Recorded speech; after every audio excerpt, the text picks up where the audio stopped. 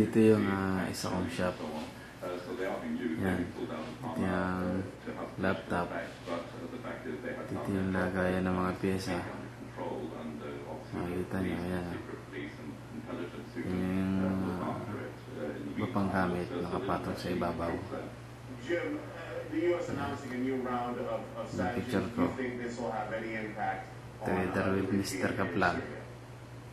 I don't really know because these banks are not really exposed to American TV. assets sitting in America waiting to be frozen. So Dito I naman think yung it is just monitor again sort of rather cosmetic move sa by the recording. Americans. They're not doing things they could do, which is to get the oil and gas industry, for example. But there are European companies investing there. Dito naman yung mga manual,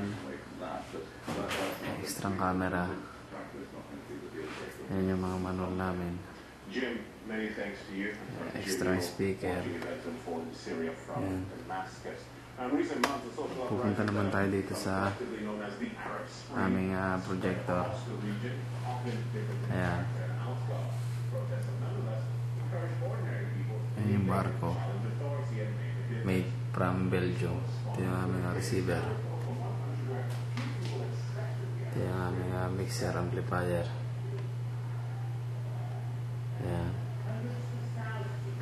Dito yung aming reservang mic stand, sound source, batteries, at dito naman yung control system ng aming auditorium.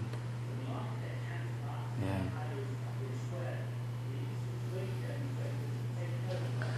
Dito naman yung aming isang switcher.